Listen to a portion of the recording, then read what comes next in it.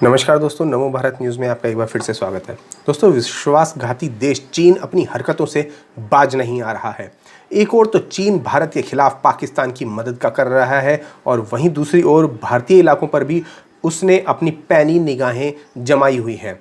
डोकलाम में भारतीय सेना के सामने घुटने टेकने के बावजूद चीनी सैनिक आए दिन भारतीय इलाकों में घुसपैठ कर रहे हैं और हाल ही में पिछले एक महीने से भारतीय सेना ने जो चीन के नाक में दम किया हुआ है उसकी खबर तो अब पूरी दुनिया को भी है।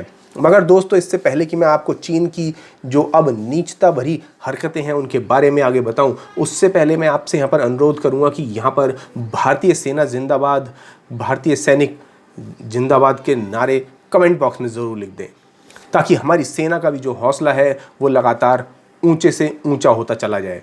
दोस्तों, चीन की अकड़ ठिकाने लगाने के लिए अब भारतीय सेना द्वारा अब कठोर कदम उठाए जा रहे हैं। अभी हाल ही में चीनी सैनिकों द्वारा अरुणाचल में घुसपैठ की खबरें आई थीं। हालांकि भारतीय जवानों ने उन्हें वहां से खदेड़ दिया था। वहीं मोदी सरकार ने भी अब चीन के बिगड़ते तेवरों का इलाज करने का मन बना लिया है। लद्दाख और अरुणाचल की सीमाओं पर चीन की सक्रियता को देखते हुए मोदी सरकार ने सीमा पर पहले से ही कहीं ज़्यादा जवानों को गश्त पर लगा दिया है। जवानों के अलावा भारत ने ब्रह्मोस मिसाइलों और होवित्जर तोपों को भी तैनाती कर दी है और इससे तिब्बत से लगते चीन सीमा पर भारतीय सेना की ताकत को मजबूती दी गई है। मगर मोदी सरकार किसी भी हाल में चीन की नापाक चालों को अब सफल नहीं होने देने जा रही है। किसी भी स्थिति में चीनी सेना को धूल चटाने के लिए न केवल ब्रह्मोस जैसी शक्तिशाली मिसाइल भारत में तैनात हैं, बल्कि होवित्जर तोपों की तैनाती भी की जा चुकी है।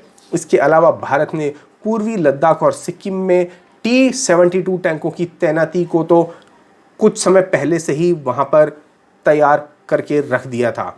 इसके अलावा पूर्वोत्तर में सुखोई 30 MKI स्क्वाड्रन को भी उतार कर अपनी शक्ति चीन को दिखाई जा चुकी है। इसके अलावा आपको बता दूं, अपाचे लड़ाकू हेलीकॉप्टर्स भी जो हैं वो आदमपुर एयरबेस के पास में तैनात कर दिए गए हैं, क्योंकि वहाँ से चीन की लद्दाख की सीमा तक पहुँचना बहुत ही आसान है। और आपको बता दूं कि कल हिंडन एयरबेस के आसपास भी जो इलाके थे उसमें बहुत सारे वायुसेना के जो हवाई जहाज़ थे उनको उड़ते देखा गया था। किसी भी पल आर पार की लड़ाई के लिए सेना को पूरी तरह से तैयार रखा गया है। सीमावर्ती इलाकों पर पैनी नज़र रखी जा रही है। चीनी सैनिकों को कोई नापाक ये जो योजना अगर वो बना रहे हों तो उसके लिए सेना पूरी तरह से अलर्ट है।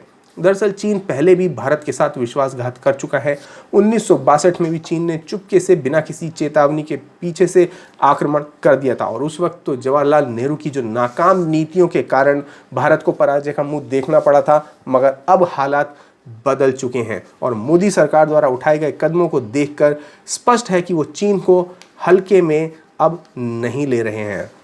दोस्तों, आपको याद होगा पिछली बार जब 1962 में चीन से भारत का युद्ध हुआ था, उस समय देश को भरोसा नहीं था कि चीन भारत पर हमला करेगा। मगर उस समय भी चीन की जो हालत थी वो बहुत ख़राब थी। इकोनॉमी बुरी तरह से गिर रही थी, अकाल और मुसीबत का समय चल रहा था, बेरोज़गारी बेतहाशा बढ़ चुकी थी। उस समय भी चीन ने अपनी जनता का ध्यान भटकाने के लिए भारत पर हमला कर दिया था, भारत पर आक्रमण कर दिया था, ताकि जो देश है वो एकजुट हो सके और जो देश की समस्या है उनको नज़रअंदाज किया जा सके। अब ऐसा ही कुछ चीन एक बार फिर से कर सकता है, क्योंकि कोरोना महामारी के चलते उसके देश में जो बेरोज़गारी है वो 20% से भी ज़्यादा अचानक से बढ़ चुकी है।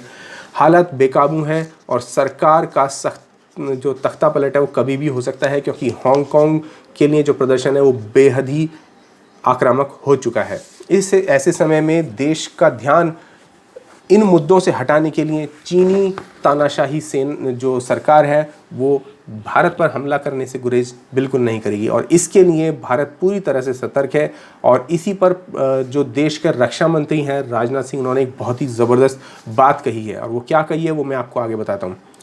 आपको बता दें कि लद्दाख में चीन के साथ जारी गतिरोध पर राजनाथ सिंह ने कहा है कि भारत और चीन के बीच में पहले भी ऐसी घटनाएं होती रही हैं। इस समय भी दोनों तरफ फोर्सेस हैं, यानी कि खुद रक्षा मंत्री ने ये बात स्वीकार की है कि जो LAC है उसके दोनों तरफ जो देशों की सेनाएं हैं वो एकदम अलर्ट हैं और एक दूसरे के सामने टिक कर खड़ी हुई हैं। इस समय भी दोनों तरफ फोर्सेस हैं, लेकिन भारत और चीन के बीच मिलिट्री लेवल पर बातचीत जारी है। उन्होंने कहा है कि हम भारत का मस्तक किसी भी हालत में झुकने नहीं देंगे। पीएम मोदी के नेतृत्व में हम इस मामले को सुलझा लेंगे। उन्होंने कहा है कि हम ना तो किसी देश को झुकाना चाहते हैं और ना ही अपने देश को झुकने देंगे। चीन और भारत के बीच जारी गतिरोध को हम बातचीत से सुलझाने की कोशिश कर रहे हैं। रक्षा मंत्री ने कहा है कि मैं देशवासियों को ये विश्वास दिलाना चाहता हूं कि हम भारत का मस्तक कभी भी झुकने नहीं देंगे। इसके लिए 6 जून को भारत और चीन के कोर कमांडर स्तर की चर्चा होने जा रही है। लेह स्थित 14वीं कोर के कमांडर बराबर स्तर के चीनी अधिकारियों से चर्चा करेंगे। इससे पहले भारत और चीन सेना के ब्रिगेडियर स्तर की बातचीत में कोई हल नहीं निकल पाया था। लद्दाख में पेंगोंग झील के किनारे और गलवान वैली में पिछले 1 महीने से दोनों देशों की सेनाएं आमने सामने खड़ी हैं, और जब ब्रिगेडियर स्तर पर कोई हल नहीं निकला था तब ही भारत समझ चुका था कि चीन इस समय इस बात का हल निकालने के मूड में बिल्कुल भी नहीं है और वो किसी ना किसी तरह से सिर्फ लड़ाई में भारत को उलझाना चाहता है, जिसके चलते वो अपने देश के लोगों का ध्यान भटका सके। डोकलाम में 2017 में भी दोनों देशों के बीच 73 दिनों तक चले तनाव के बाद पहली बार लाइन ऑफ एक्चुअल कंट्रोल यानी LAC पर इतने लंबे समय तक सैनिक गतिरोध हुआ था। सूत्रों का कहना है कि भारत का रुख 2 बातों पर बिल्कुल अब साफ हो चुका है। उसे किसी भी तरह समझौता नहीं करना है। पहली LAC पर इंफ्रास्ट्रक्चर का काम न तो रुकेगा और न ही धीमा किया जाएगा, और दूसरी बात कि चीन को अब किसी भी कीमत पर आगे नहीं बढ़ने दिया जाएगा, जो पुरानी सरकारों ने कभी भी ध्यान नहीं दिया था।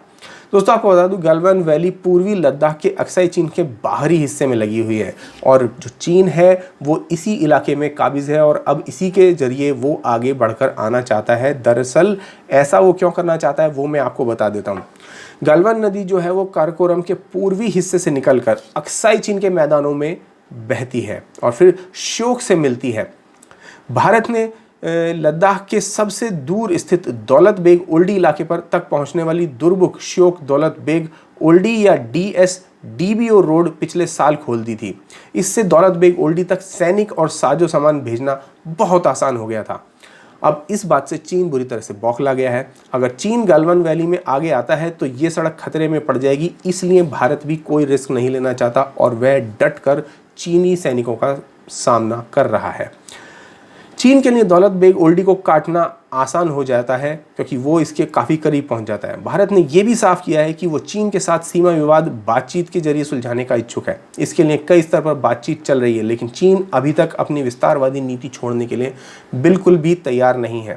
दोस्तों इसके अलावा बता दूं, दरअसल भारत का जो लद्दाख का जो पूरा इलाका है, इस इलाके में माना जाता है कि खनिज के भंडार हैं, लेकिन क्योंकि अभी तक भारत अपनी अंदरूनी समस्याओं से भर नहीं पाया है, इसलिए इस इलाके को वो पूरी तरह से इसका खनन नहीं कर पाया जिसका वह पूरी तरह से प्रयोग कर सकता था, जिसके चलते चीन चाहता है कि वो इन इलाकों में कब्जा करे और यहाँ के जो खनिज हैं उनको पूरी तरह से कब्जा ले, या यहाँ पर पाए जा सकने वाले यूरेनियम के जो आइसोटोप्स हैं उनको कब्जाए, ताकि उससे वो अपने परमाणु संयंत्रों को ईंधन मुहैया करा सके। और यही कारण है कि लगातार चीन अपनी विस्तारवादी नीति के तहत लद्दाख पर कब्जा कर लेना चाहता है, लेकिन जब तक भारत और भारत के नागरिकों के शरीर में एक एक खून का कतरा है, यकीन मानिए दोस्तों, भारत के सैनिकों के बाद भारत के जो नागरिक हैं वो दीवार की तरह डटकर खड़े मिलेंगे भारत चीन की सीमा पर। सेना के अलावा बता दूं आपको दोस्तों, कूटनीतिक स्तर पर भी चर्चाओं का दौर चल रहा है, लेकिन अभी तक कोई हल निकल नहीं पाया है। ये इलाका विवादित है और 1962 में इस इलाके में घमासान लड़ाई हुई थी। 2 साल पहले भी यहाँ दोनों देशों के सैनिकों के बीच झड़प हुई थी और दोनों देशों के बीच ऐसे संघर्षों की स्थिति में हालात को सामान्य करने के लिए एक प्रक्रिया बनाई गई है, जिसके तहत स्थानीय कमान स्तर पर इन हालात को ठीक किया जाता है। मगर चीन इस बार किसी भी हालत में जो है वो बाज आने वाला नहीं है, यानी कि चीन ठान कर बैठा है कि किसी भी तरह से जो है वो भारत से युद्ध लड़ सके। दोस्तों अभी भी मैं आपको बता दूं, इस समय मैं गाज़ियाबाद में हूं और गाज़ियाबाद से हिंडन का जो एयरबेस है वो बहुत ज़्यादा दूर नहीं है, और आपको बता दूं इस समय भी मेरे कानों में हेलीकॉप्टर्स के उड़ने की और जो सेना के जो जहाज़ हैं उड़ने उनके टेक ऑफ करने की जो है आवाज़ें लगातार आ रही हैं, यानी कि हिंडन से लगातार कुछ ना कुछ जो है चल रहा है, जो ज़्यादातर पहले नहीं सुनाई दिया करता था। इसका मतलब है कि भारतीय सेना भी अलर्ट है और वो अब किसी भी समय, किसी भी तरह के मूड में, किसी भी तरह का जवाब देने के लिए सक्षम है। तो दोस्तों, इस खबर पर आपका क्या विचार है हमें कमेंट बॉक्स में लिखकर बताएं। साथ ही साथ इस वीडियो को ज़्यादा से ज़्यादा शेयर करें। धन्यवाद। जय हिंद।